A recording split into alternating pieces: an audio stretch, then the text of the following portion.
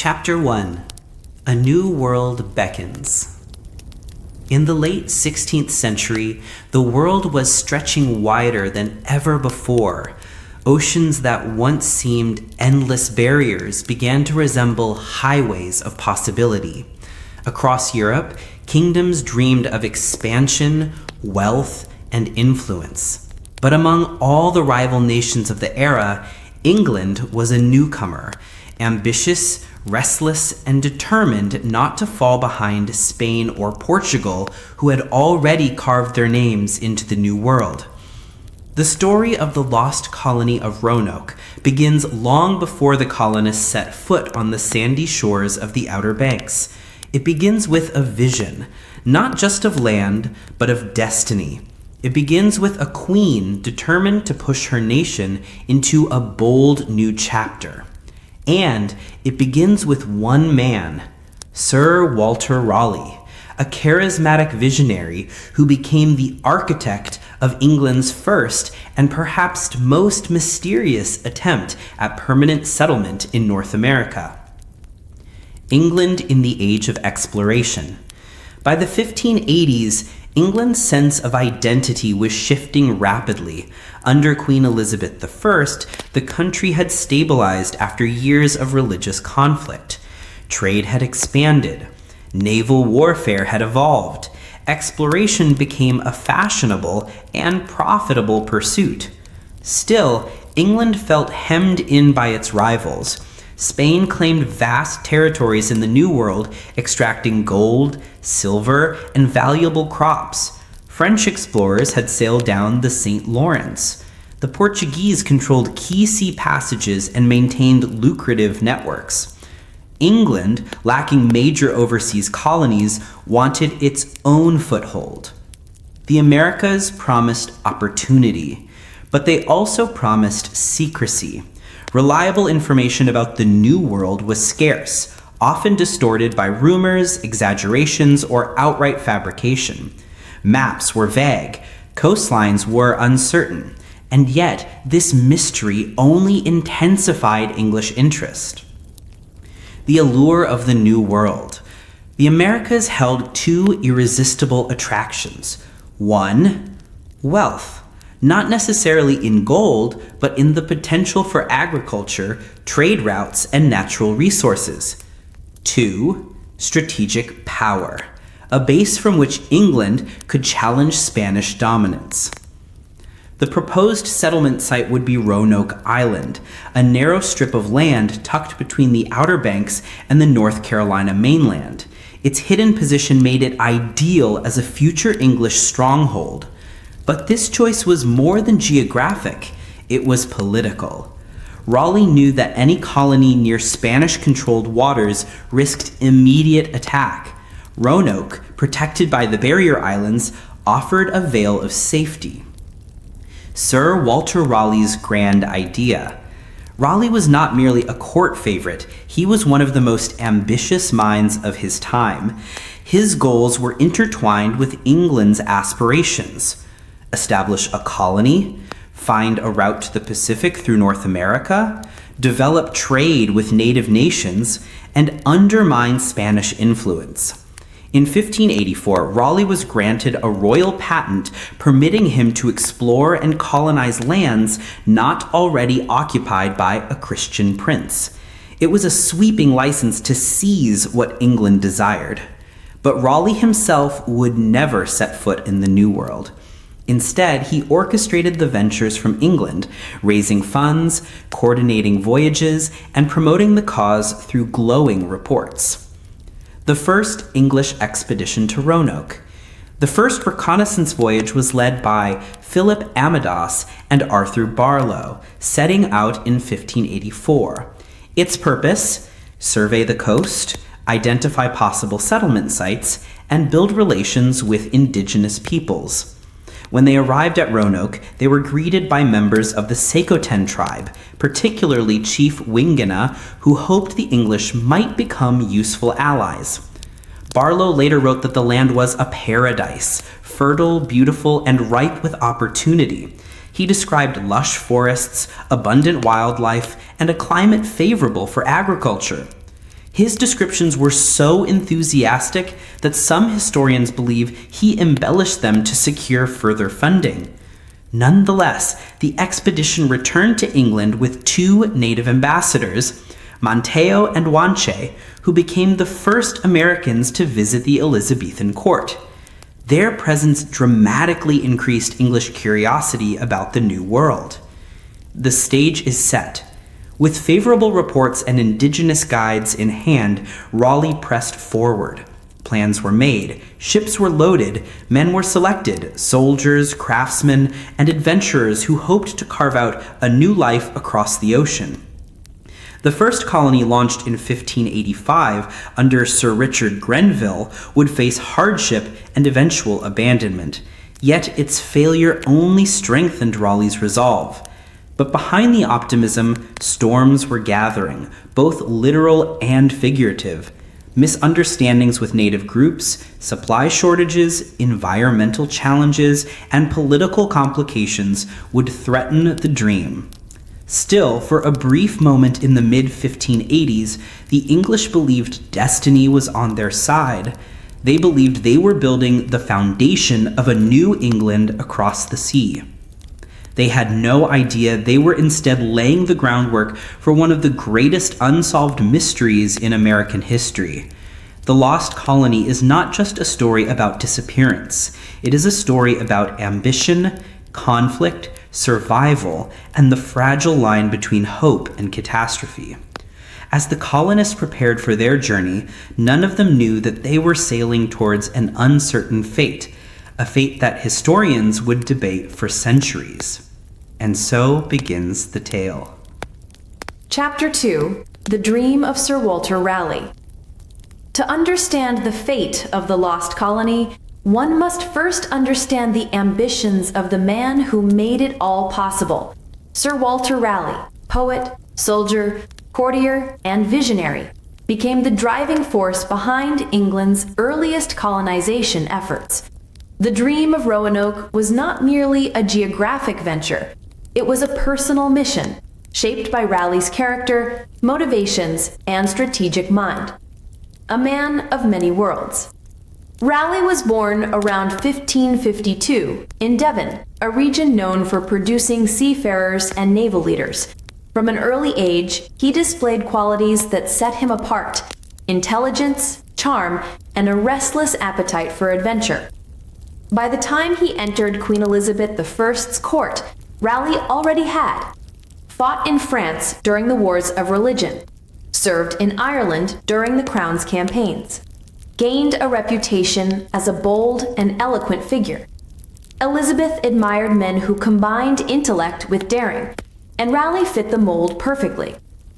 His presence at court grew quickly. Yet charm alone could not secure a lasting legacy. Raleigh needed a project, something grand, something to elevate him from court favorite to national hero. The New World offered exactly that. A vision beyond glory.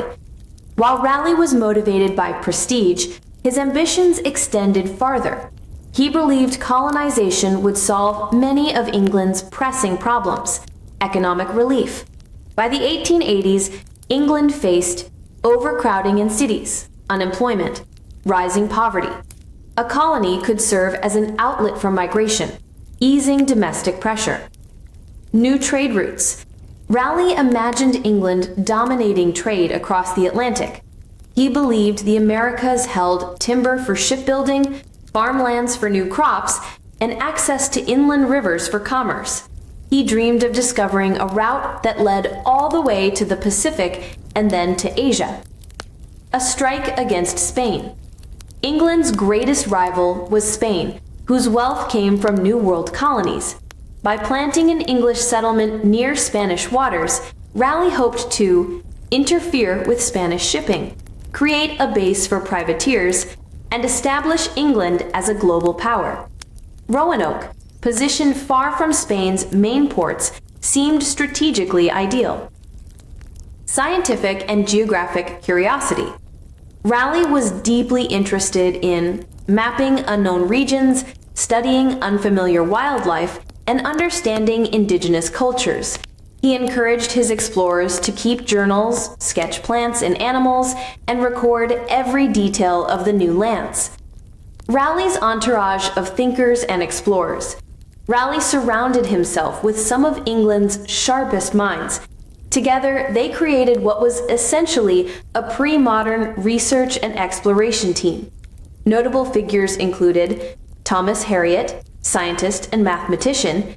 He studied navigation, astronomy, and the natural world. His notes about crops, native plants, and survival methods would later become crucial for English settlers. John White, artist and cartographer. He produced detailed maps of coastlines, portraits of Native American leaders, and illustrations of plants, animals, and daily life. His artistic records remain some of the most valuable documents of early America. Philip Amadas and Arthur Barlow, explorers. They were the first Englishmen Raleigh sent to Roanoke in 1584. Together, this group painted a picture of Roanoke Island as a promising site, a place where England could plant its flag and build its future. Persuading the Queen. Despite Raleigh's status, convincing Queen Elizabeth to support a risky colonization project was no easy task. England's finances were strained, and many advisors believed colonization was too dangerous. Raleigh made several key arguments. Colonization would enrich England. New resources and goods could make the crown less dependent on foreign imports. A foothold in America would weaken Spain. If England could establish a base near Spanish shipping lanes, it could disrupt Spanish treasure fleets. The venture would carry minimal cost to the crown. Raleigh promised to raise private funds, reducing financial risk. Elizabeth eventually granted him a royal patent in 1584. He was given 10 years to establish a colony, maintain it, and claim land for England.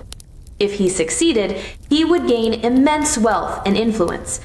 But the clock was ticking. Crafting the image of the New World, Raleigh was a masterful promoter.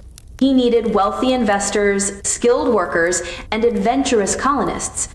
To win their support, he had to make Roanoke sound not just viable, but irresistible. Reports from the Amadas-Barlow expedition were filled with glowing descriptions: friendly native communities, fertile soil, abundant wildlife, and strategic harbors. While some details were truthful, others were exaggerated or misunderstood. Raleigh leaned heavily on the positive reports and minimized the difficulties. His promotional campaign worked. Enthusiasm grew quickly. The seeds of miscalculation. Despite Raleigh's strategic brilliance, several misjudgments would later contribute to the colony's downfall.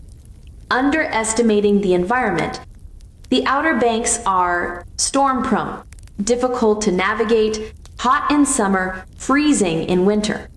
Isolated from inland resources, Raleigh believed the island was more sheltered than it truly was. Misreading native politics. The tribes of the region were not a single unified group. They had rivalries, alliances, and historic conflicts.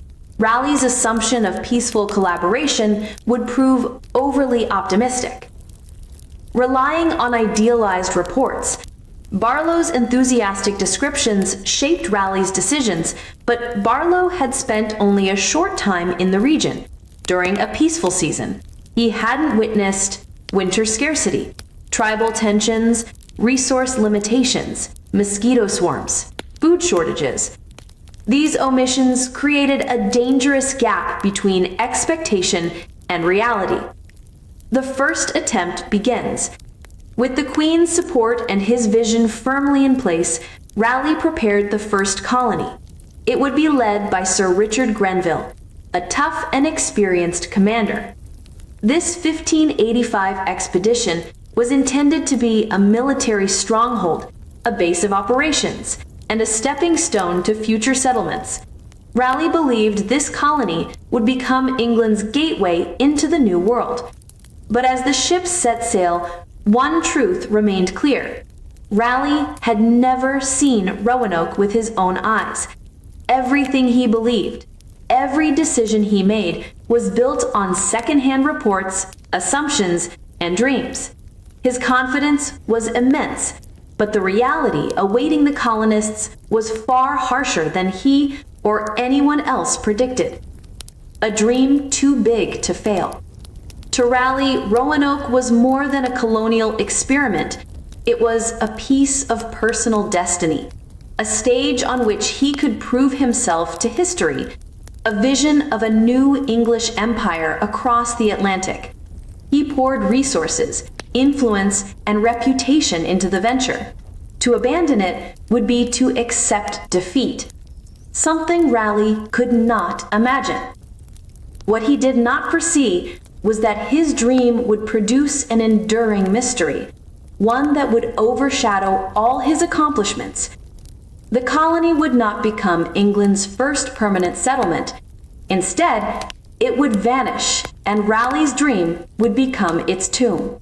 The colonists who set sail for Roanoke were stepping into the unknown. For many, this journey was the longest they had ever traveled, past familiar shores and into a vast ocean that held both promise and peril. The Atlantic crossing in the 16th century was an ordeal, a test of endurance, courage, and faith. To reach the shores of the New World was a victory in itself, but for the Roanoke colonists, the challenges began long before they ever glimpsed the sandy barrier islands of what would become North Carolina. Setting sail, the fleet of 1585. The expedition Raleigh assembled for the first colony in 1585 was impressive. Led by Sir Richard Grenville, it consisted of 7 ships: the Tiger, Grenville's flagship, the Roebuck, the Lion, the Elizabeth, the Dorothy, and 2 smaller pinnaces. Aboard these vessels were around 600 men, a mix of soldiers, craftsmen, sailors, and scientists like Thomas Harriot and John White. Their mission was to establish a secure fort on Roanoke Island and lay the foundations for a thriving settlement.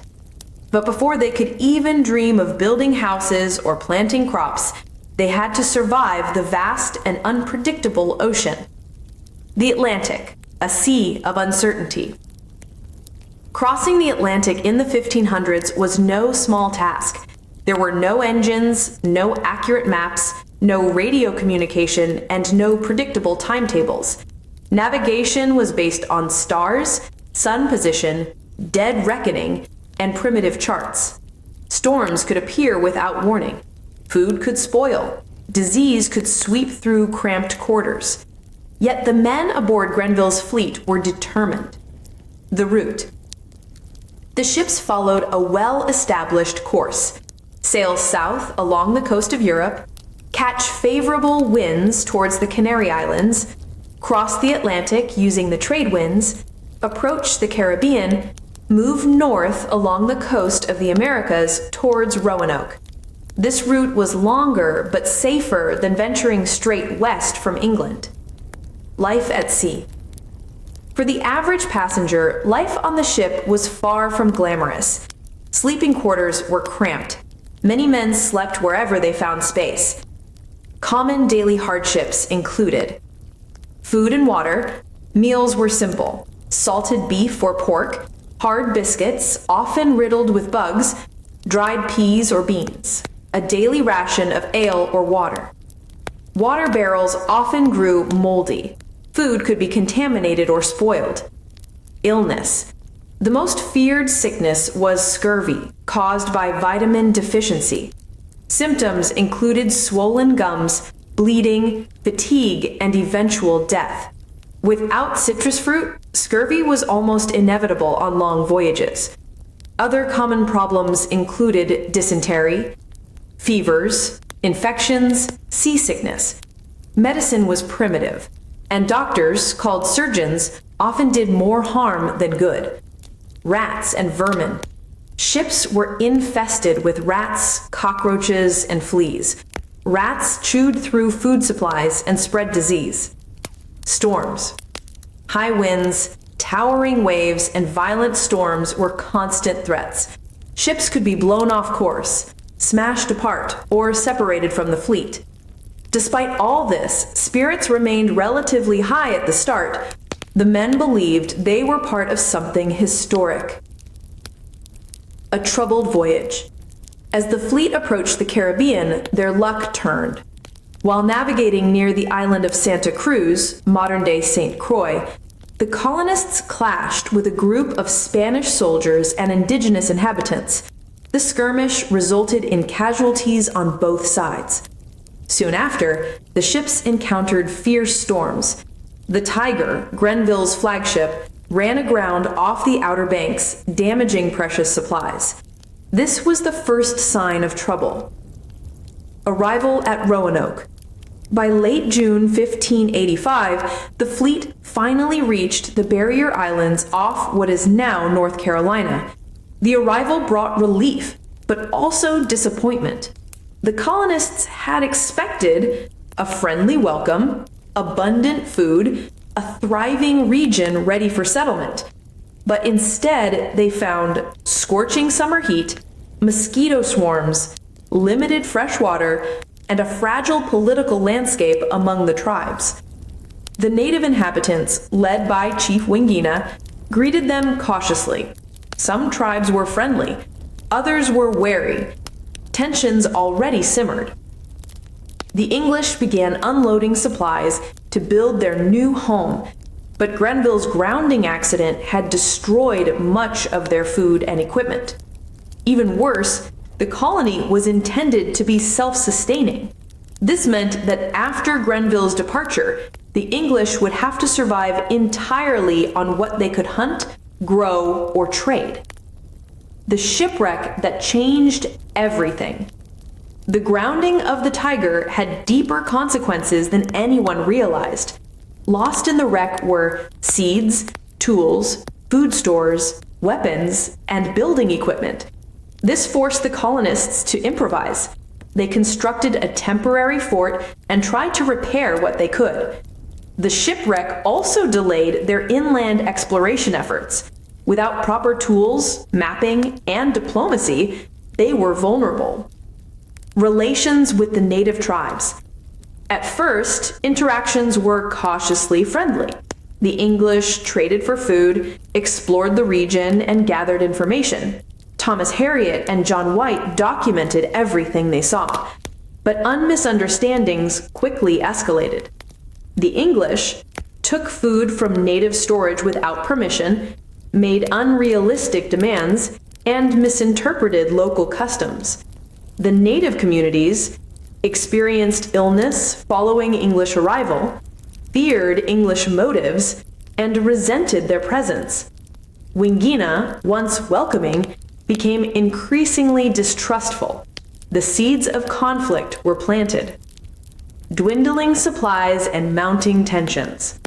As weeks passed, the colonists realized they could not sustain themselves. Hunting was sporadic, farming was difficult in sandy soil, the heat was relentless. Grenville decided to leave a small garrison of 108 men under the command of Ralph Lane, while he returned to England for resupply. This decision would prove disastrous. These 108 men were soldiers, not farmers, not laborers, and not colonists. They were unprepared for long-term survival. The voyage sets the stage for mystery. The hardships of the Atlantic crossing, the shipwreck, the loss of supplies, and the fragile relations with native groups all contributed to a precarious situation. Raleigh's dream relied on careful diplomacy, stable food sources, and cohesive leadership. Instead, the colonists were isolated, underprepared, and increasingly desperate. Their Atlantic voyage had delivered them to the New World, but it had also placed them on the edge of disaster. The fate of the first colony would influence the decisions of the second colony, the one that would ultimately vanish. The stage was set. The next chapter of the Roanoke story would be one of struggle, mistrust, and violence. Chapter 4. The First Attempt. Disaster at Roanoke. When Sir Richard Grenville departed Roanoke Island in 1585, leaving 108 men under the command of Ralph Lane, he believed the colony was in capable hands. The fort was built, the men were armed, and relations with the local tribes, though tense, were manageable. But Grenville also took with him the only real guarantee of success, the fleet's ability to supply the colony on demand. Now the men were alone, and they were not prepared for the reality of life on Roanoke Island, a military colony in a civilian world. The men Grenville left behind were soldiers, not settlers. They excelled at fighting, patrolling, building forts, enforcing discipline, but they lacked the knowledge essential for survival: farming, fishing in the shallow sounds, preserving food, negotiating peacefully with the local tribes.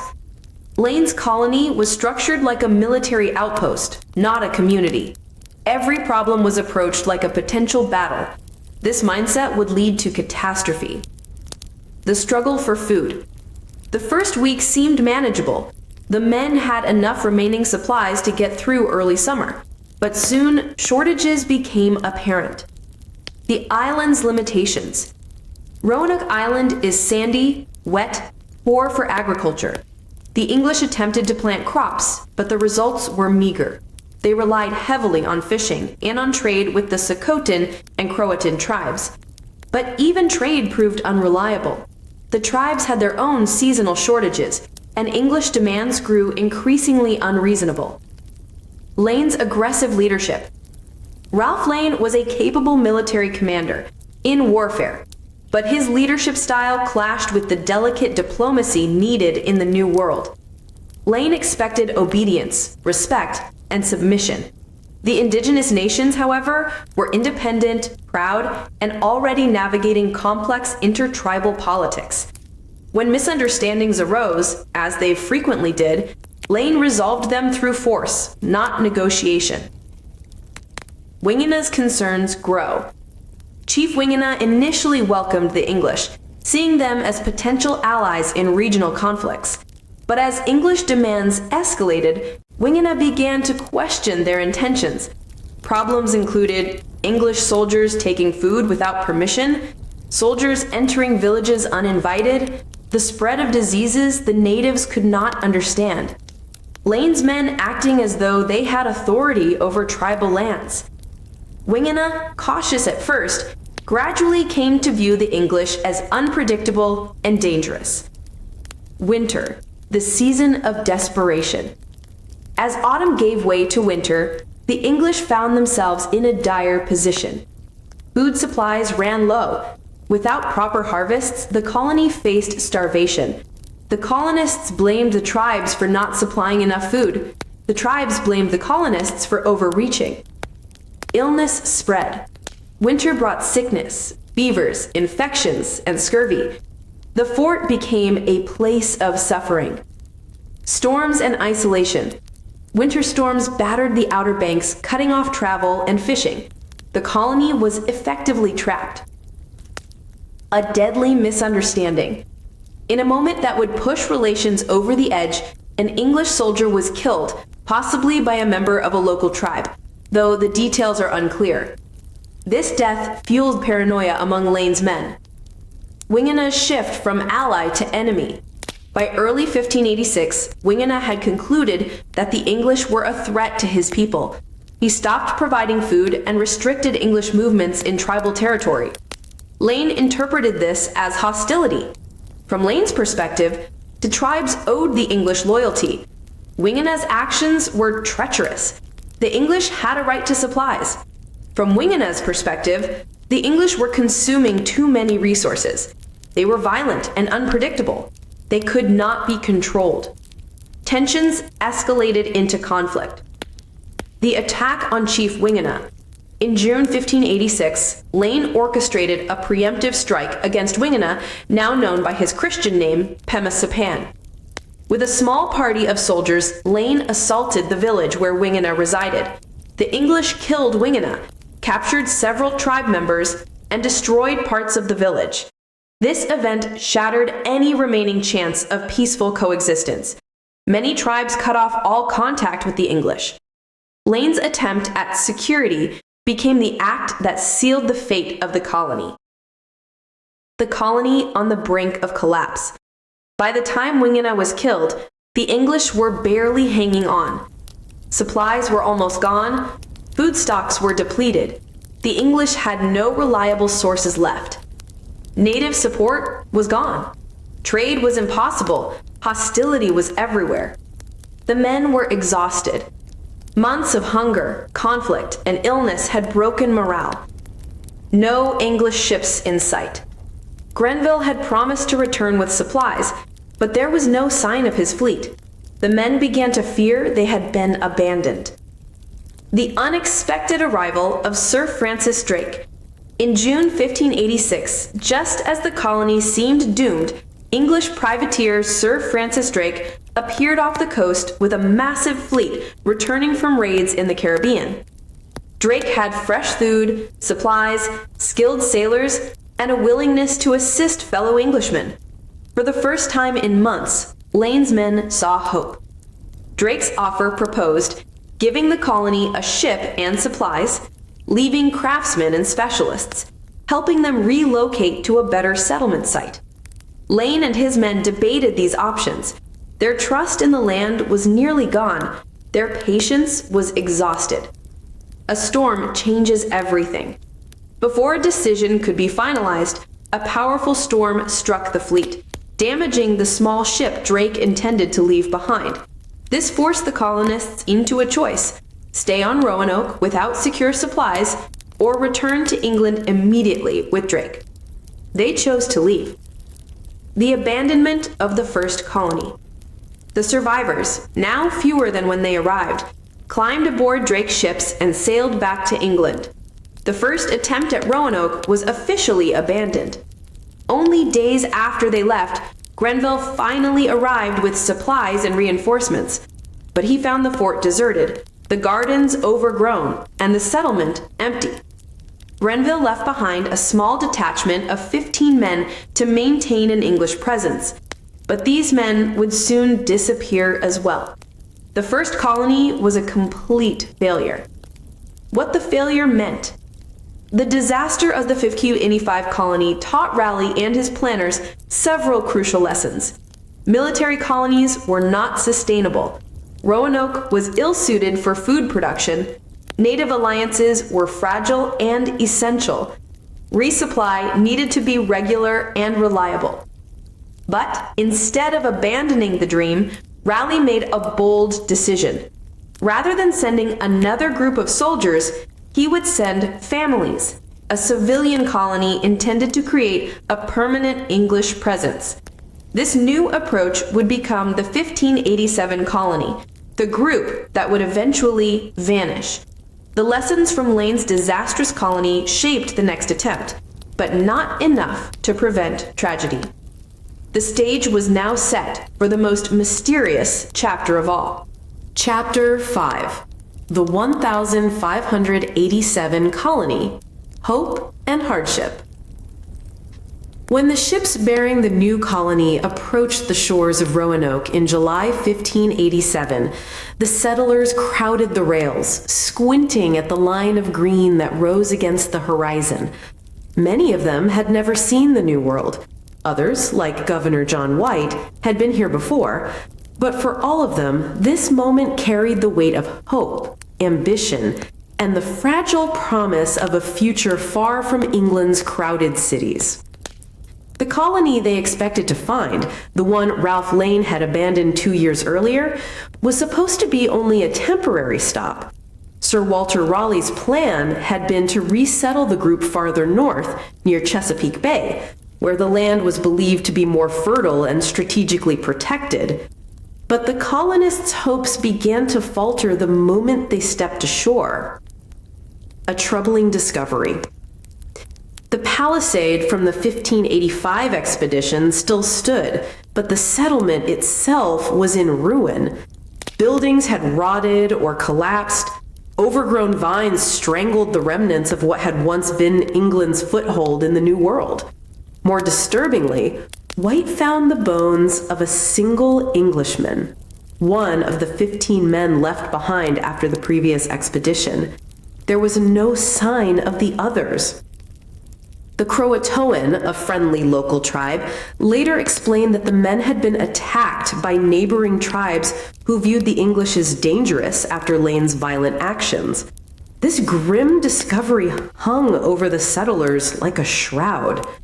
The New World was not empty. It was not passive, and it certainly was not safe. A colony reborn. Despite the shock, White knew the settlers needed leadership more than panic. They had traveled too far, sacrificed too much to turn back now, so he ordered repairs to begin immediately. Men began to rebuild the palisade walls. Women gathered herbs and berries while inspecting abandoned structures for salvageable material. Weapons were cleaned. Temporary shelters were erected. The colonists' initial fears gradually faded as routine took over. There was a sense of determination, an understanding that their survival depended entirely on how quickly they could establish stability. Yet, from the beginning, the colony felt divided. The civilians, farmers, craftsmen, families, ordinary people looking for a better life. The veterans, men from the previous expedition, still carrying memories of conflict. The leaders, White, along with key assistants, who struggled to balance diplomacy with security. Every group wanted something different, and each had a different vision of what Roanoke should become. The first child of the New World. On August 18th, 1587, a moment of joy pierced through the hardship. Eleanor Dare, John White's daughter, gave birth to a baby girl inside the palisade walls. The colony gathered to witness the event, the first English child born on American soil. They named her Virginia Dare. For a short while, Roanoke felt less like an outpost and more like a home. Virginia's birth became a symbol, proof that this colony wasn't merely military or temporary, but a community meant to endure. But beneath this celebration was a growing fear. Food was running out. Supplies brought from England were limited, and the colonists had expected to relocate. The soil around Roanoke was sandy and poor for farming, and the local tribes, though not hostile, were cautious after past conflicts. The colony could not survive long without fresh provisions. Diplomacy and uncertainty. The Croatoan tribe, led by Chief Monteo, remained friendly toward the English. Monteo himself had traveled to England and returned with them as a vital ally and interpreter. Through Monteo, White attempted to build peace with other nearby tribes, but months of prior misunderstandings, broken promises, and violent acts from earlier expeditions had poisoned relations. Many tribes had abandoned the area entirely after Lane's soldiers raided villages and burned fields. The colonists struggled to hunt or fish effectively without native guidance, and with winter approaching, desperation grew. A difficult vote. By late August, the colony held a meeting. Food was scarce. The colonists could not survive until spring without outside aid. The men requested, in truth demanded, that John White return to England to secure supplies. White resisted.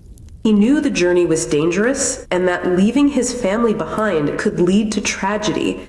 But he also understood that without fresh supplies, the colony might starve.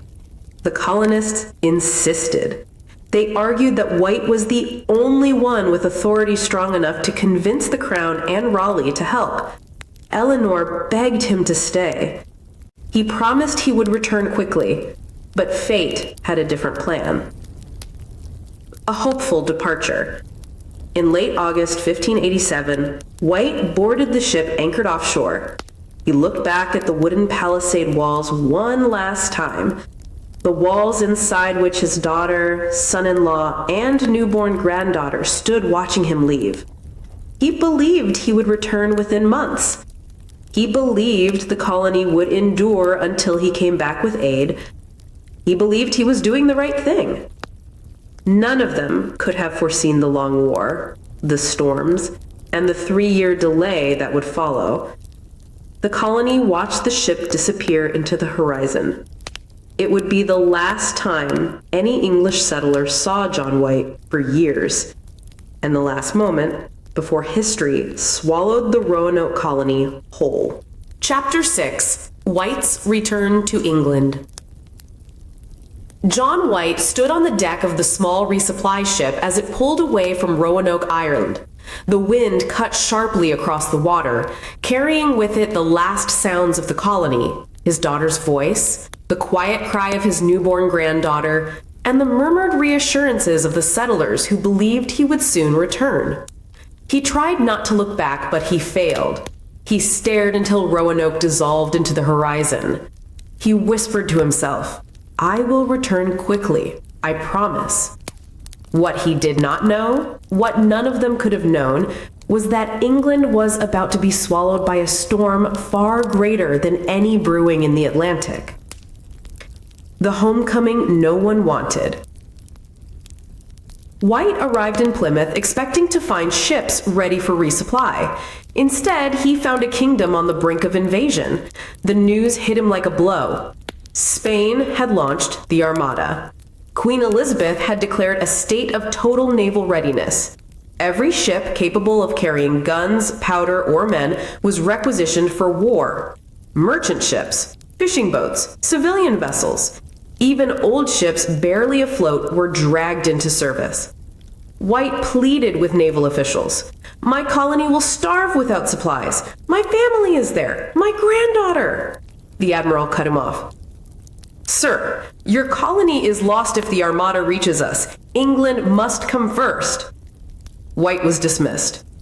He felt as if he had been dismissed from his family, too. Month after month of frustration. White traveled to London, then to Raleigh's estate, then back to Plymouth. He wrote petitions, begged ship captains, and argued before committees. Everyone agreed Roanoke needed supplies, yet no one was willing to risk ships when Spain threatened England's very existence. The delay stretched from weeks into months. Meanwhile, letters from sailors carried rumors of the worsening situation in the New World. Drought gripping indigenous lands, hostile tribes moving through the region, reports of disease spreading. Every rumor fueled White's fear. Every day felt like a lifetime. He imagined the colonists rationing food, scavenging along the coastline, or reaching out to neighboring tribes only to be turned away. He imagined Eleanor holding Virginia close at night, whispering that help was coming. He imagined Ananias Dare, the son-in-law who had earned White's respect, trying to maintain order with dwindling resources. He was no longer governor. He was a father and grandfather plagued by helplessness. A risky opportunity. Finally, in spring 1588, White found hope in the form of 2 small private ships. Their captains agreed to take him to America, but their motives were less noble. They were privateers, pirates with papers, and they intended to capture Spanish merchant ships along the way. White accepted anyway. He had no choice. The journey was doomed from the start. Only days into the Atlantic crossing, the ships spotted a Spanish vessel. The captains ordered an attack despite White's protests. The battle was a disaster. The English ships were heavily damaged. They lost crew, they lost supplies, they lost time. One captain turned back, declaring the voyage cursed. The other refused to continue with a half-crippled ship. And so White returned to England, humiliated, defeated, and further from his goal than ever before. Trapped by war. By late 1588, England had defeated the Armada, but the war itself was far from over. Spain still threatened the seas, English ships were engaged in counterattacks, merchant vessels were scarce, and insurance rates had skyrocketed. White again petitioned Raleigh. Raleigh agreed to help, but only when he could spare a ship. Months passed. Nothing changed. White spent every day imagining the colony's hunger growing worse. He dreamed of Virginia Dare crying from thirst. He feared the colony was being forgotten, just as he feared England believed the settlement was a failure. In truth, many already did. A glimmer of hope. Late in 1589, Raleigh finally organized a supply mission, a fleet small enough not to attract Spanish attention, but large enough to carry provisions. White prepared feverishly. He packed tools, seeds, dried food, clothing, and written messages. But multiple delays struck again. Weather, shortages of sailors, disagreements among investors, ship repairs. White's frustration hardened into despair. It would be 3 full years before White finally set sail again for Roanoke. 3 years of imagining the worst. 3 years of guilt carving into his soul. And when he finally boarded the ship that would carry him across the Atlantic, he whispered, "Hold on. Please hold on." He did not know it, but the people of Roanoke were already gone, and he was sailing toward a silence that would echo through history. Chapter 7. The Spanish Threat and Lost Time. The year was 1588, and England trembled beneath the shadow of the most dangerous military force in the world, the Spanish Empire. The threat of invasion loomed like a thundercloud over the kingdom, and for Governor John White, that looming conflict became the greatest obstacle between him and the 117 souls waiting for him across the Atlantic. White had come home to England expecting urgency, support, and immediate preparations for a rescue mission. Instead, he returned to a nation in crisis, where his colony became an afterthought in the face of a far greater fear. Spain's wrath, the giant, approaches. For decades, Spain had dominated the seas with an iron fist. Their galleons crossed the Atlantic carrying gold from the New World. Their fleets were vast, disciplined, and seemingly unstoppable.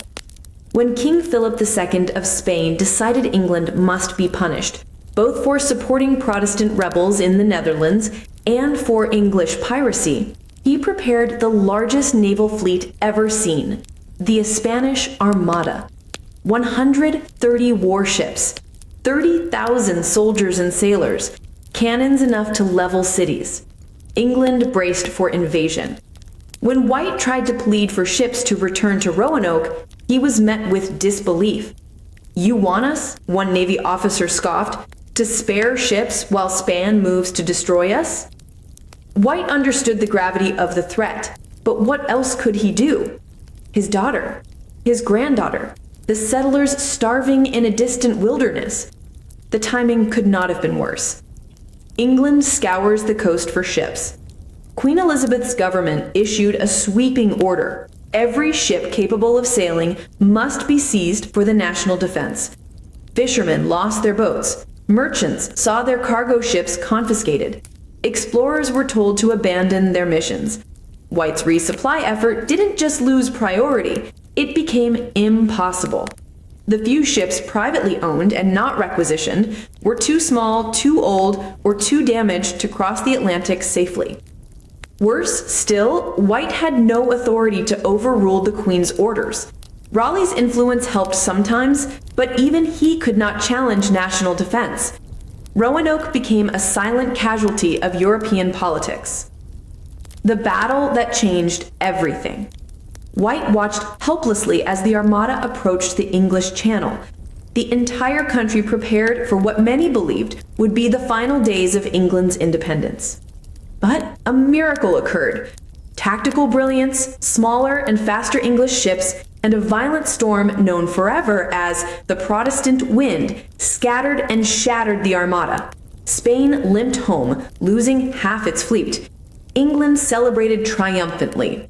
But for White, the victory brought no relief, because while the Armada was broken, the war was not over. Spain still patrolled the seas. English ships remained under military command. The treasury was strained. Merchant ships were still vulnerable. White had survived a national crisis, but his colony remained thousands of miles away without supplies, cut off by chaos. Years that slipped away. In the aftermath of the Armada's defeat, England was consumed with rebuilding their navy and preparing for future Spanish retaliation. White pressed on, petition after petition, meeting after meeting, trying to convince ship owners to help him. The responses were always the same. It's too dangerous. Spain controls the sea routes. No ship can be spared. Even Raleigh, the colony's sponsor, was losing interest. He was facing his own legal troubles back in England, and Roanoke no longer seemed like the crown jewel he once envisioned. White felt the sands of time slipping between his fingers. 1 year passed, then 2, then a third. He imagined the colonists rationing acorns, trapping small animals, or desperately begging local tribes for food. He feared the settlement had already fallen apart. But the human mind clings to hope even in the darkest times. He told himself, they are waiting. They will survive. I must return. And yet fate refused to open the way. The failed attempt. Only in 1588, during a brief lull in naval activity, did White manage to secure 2 small private vessels. They were not ideal, more suited to raiding Spanish ships than carrying supplies, but they were all he could get. He boarded them with a handful of supplies and tremendous hope. But halfway across the Atlantic, the captains revealed their true intentions. They intended to plunder Spanish merchant vessels to fund their voyage. White protested bitterly. Such a delay could kill the colony. They ignored him. The attack failed disastrously. 1 ship was nearly destroyed. Crew members were killed. Supplies were lost. The voyage was aborted. White was forced to return to England in shame.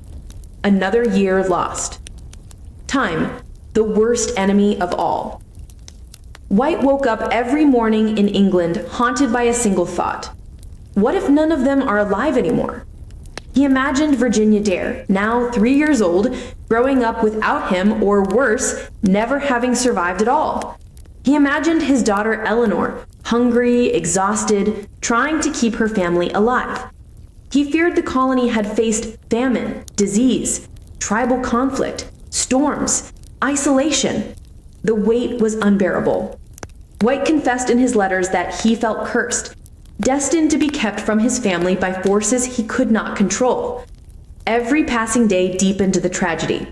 The settlers of Roanoke were not lost overnight. They were lost by years of delay, bureaucracy, war, politics, and bad luck. White had left promising to return soon. He returned 3 years too late, and the world he expected to find in 1590 was long gone. Chapter 8. The Empty Fort. The morning of August 18th, 1590, dawned gray and unyielding over Roanoke Island. John White, finally free from the delays of war and bureaucratic obstruction, arrived with a small fleet of supply ships. His heart raced with anticipation, hope, and fear. After 3 long years, he was about to set foot on the island he had left behind, a place he had imagined nightly, replaying every detail of the colony and the lives of the people he left behind. He had come prepared: provisions for survival, tools for building and repair, messages for the colonists urging them to wait for relief. But as his small boats approached the shoreline, a sickening emptiness met his eyes. The shoreline, a silent witness. The familiar palisade wall, once a symbol of security and civilization, stood in part, but it was not as White remembered. Sections of the fort had collapsed. The gates were hanging loosely on rusted hinges. Grass had grown over the sandy pathways. The cabins, which once sheltered families, were gone, dismantled carefully, their timber stacked neatly to one side, as if the colonists had planned to move. There were no fires burning, no smoke curled from chimneys, no laughter of children, no voices of men at work. The island was silent. White felt a chill that had nothing to do with the morning air. He called out, "Eleanor, Virginia, Ananias." Only the wind answered. Signs of departure, not violence. White quickly realized that the colony had not been destroyed by attack. There were no bodies, no charred remains, no evidence of a battle or massacre. The careful dismantling of homes suggested planned departure, not sudden disaster. Someone had intended to leave, taking what they could carry and leaving a clue behind. White's gaze fell on a post near the center of the fort. The letters Croatoan were carved deeply into the wood. He felt a surge of hope and dread simultaneously. Hope, the colonists were alive when they left. Dread, they had moved somewhere unknown and he had been delayed too long. The missing cross. White searched for the second part of the signal they had agreed upon. If the colonists had been in danger, they would have carved a cross beside the word Croatoan. There was no cross. This confirmed White's suspicion. They were not in immediate danger when they left. The settlement had been evacuated with purpose. But where had they gone? Croatoan Island lay to the south, home to the friendly tribe of the same name. White had hoped to find the colonists there. But when he requested permission from the ship captains to sail immediately to Croatoan, the men refused. Storms and treacherous currents were threatening. The Atlantic, as always, was a perilous barrier. White was forced to leave Roanoke again without answers, without his family, and with only the carved word as a clue. The emotional impact. Standing in the remains of the fort, White felt every emotion at once. Relief that the colonists were not massacred, hope that they had survived, fear for their safety, anguish for the years lost, rage at fate for keeping him away. He meticulously documented everything, sketching the ruins and noting every detail in his journal. He wrote of the orderly dismantling, the absence of signs of struggle, and the strange calm that seemed to have been left behind. White's sketches would later become the only visual record of the lost colony, preserving the memory of a community that vanished without trace. The beginning of the mystery. The empty fort posed more questions than it answered. Why had the colonists left without White? Why had they gone to Croatoan?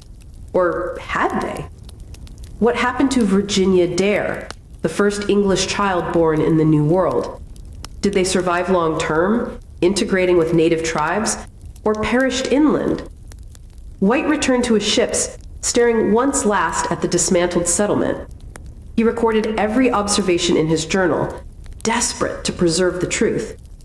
He would sail home again, leaving behind an empty fort and a mystery that would endure for centuries.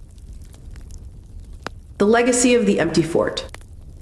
The empty fort of Roanoke became a symbol, a silent testimony to the fragility of human endeavor in the New World, the dangers of isolation, miscommunication, and delay, the courage of settlers who faced unimaginable hardships, and the unrelenting uncertainty of history itself. No one alive in 1590 could solve the puzzle. No ship would return in time to save them, and the world would remember only the carved word, Croatoan. The fort was empty, but the story had just begun. Chapter 9. Theories of Disappearance. The Roanoke colony, abandoned in 1590, became one of the greatest mysteries of early American history. John White's final glimpse of the island, the neatly dismantled fort, and the single carved word Croatoan offered no definitive answers. Over the centuries, historians, archaeologists, and folklorists have proposed countless theories to explain the colony's disappearance. No single explanation accounts for all the evidence. Each theory captures part of the story and leaves space for speculation, myth, and imagination. Integration with native tribes. One of the most widely discussed theories is that the colonists joined local Native American tribes. Evidence supporting this includes oral traditions. Tribes in the Carolinas and inland areas reported encounters with Europeans in the late 16th and early 17th centuries. Some spoke of pale-skinned, blue-eyed people living among them. Material culture. Archaeologists have found European-style artifacts such as beads, tools, and pottery mixed with native settlements from the late 1500s. Genetic evidence. Some modern populations, including the Lumbee of North Carolina, claim descent from English settlers. DNA studies have suggested a mixture of European and native lineages dating to the colonial period. This theory suggests that the colonists may have moved south or inland in search of food and protection, eventually merging with tribes such as the Croatoan, Hatteras, or Tuscarora. Spanish capture or destruction. Another possibility is that the colonists fell victim to Spanish forces operating in the New World. Spain, which controlled Florida and much of the Caribbean, viewed English settlements as threats to their dominance. While there is no concrete evidence that the Spanish attacked Roanoke, contemporary letters indicate Spanish patrols in the region during the late 1880s and early 1990s. Some historians speculate that small groups of settlers could have been captured, relocated, or executed by the Spanish. However, the orderly dismantling of the fort suggests that the colonists left voluntarily rather than fleeing an immediate attack. Starvation and disease. Life on Roanoke Island was harsh. Sandy soil made farming difficult. Access to fresh water and fish could be unreliable. Diseases such as dysentery, smallpox, and influenza could spread quickly, especially among populations with limited immunity. Some historians suggest that the colony may have fragmented due to starvation or illness.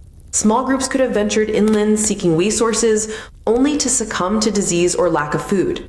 Supporting this theory, European explorers later noted remains of deserted villages and abandoned camps in North Carolina dating to the late 16th century. Migration to Croatoan Island. The carved word Croatoan is the most compelling clue. Croatoan Island, home to a friendly tribe, lay to the south of Roanoke. John White had planned for this eventuality. The colonists agreed to carve the word if they relocated safely. It is possible that the colonists relocated to Croatoan Island seeking alliance and sustenance. They integrated peacefully with the Croatoan people. Some may have later moved further inland or along rivers in search of more fertile land. This theory fits the evidence of an orderly departure, but it leaves unanswered questions about why White never found them and why there is no definitive record of their fate. Division into small groups. Some historians believe the colonists split into multiple groups, each following a different path. One group may have traveled inland along rivers to hunt and farm. Another may have joined Croatoan Island. Some may have attempted to reach Spanish Florida or other English outposts. This theory accounts for the scattered European artifacts found in different regions and explains the conflicting stories in native oral histories. Myth and legend. Over time, the disappearance of the Roanoke colony entered the realm of legend. Stories grew. Some claimed that the colonists had vanished into the forest and became invisible to outsiders.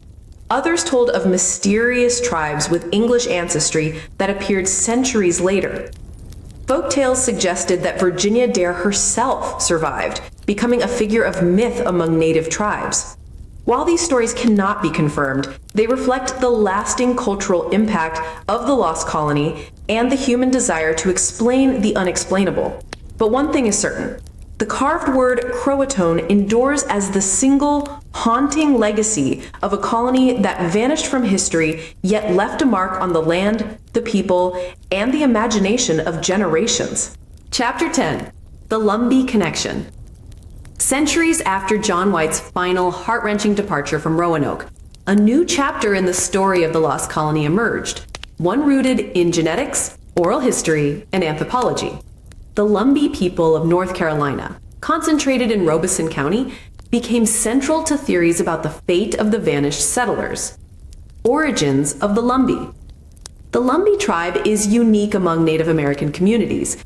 While many tribes in the southeastern United States were forcibly removed or destroyed, the Lumbee maintained a continuous presence in their ancestral lands.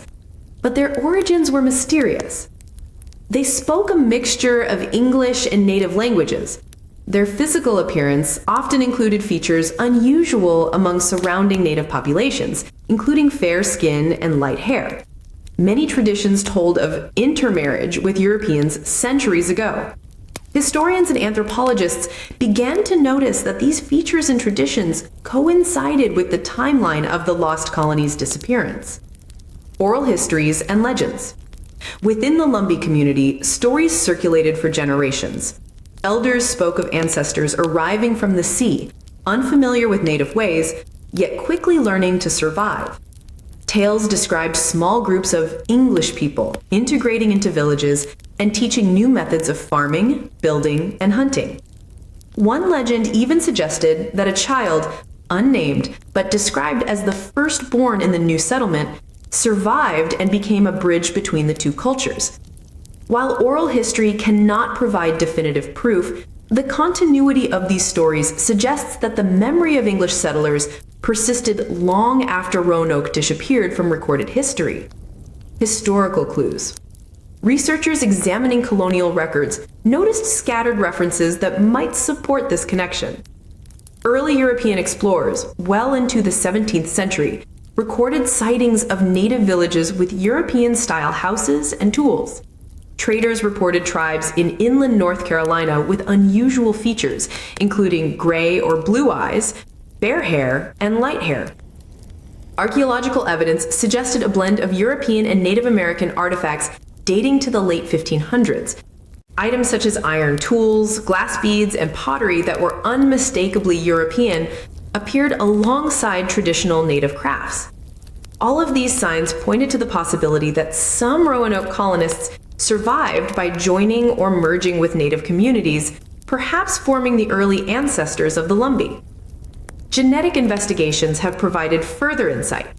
Researchers conducting genetic studies of the Lumbee population discovered markers consistent with European ancestry.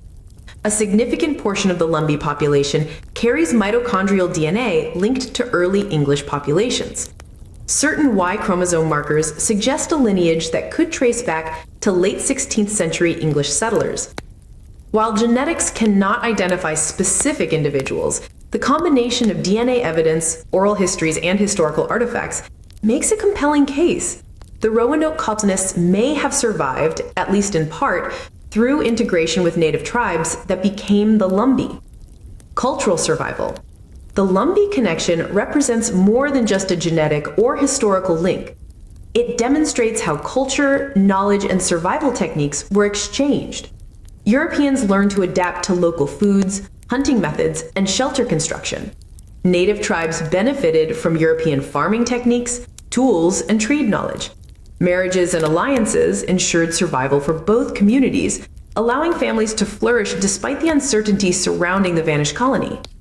In essence, the Lumbee connection is a living testament to adaptation and resilience, a human story that extends the reach of Roanoke far beyond the small island in the Atlantic. Legacy and mystery. Despite this compelling connection, questions remain. How many colonists survived and joined native communities? Did any remain isolated or travel further inland? Did Virginia Dare survive, as legend suggests? While definitive answers may never be found, the Lumbee connection offers the most tangible evidence that the lost colony did not vanish entirely. Its people, bloodlines, and traditions endured. The story of Roanoke, once a tale of despair, became a narrative of survival, adaptation, and cultural fusion. Through the Lumbee, the lost colony continues to live on centuries later in language, ancestry, and enduring human memory.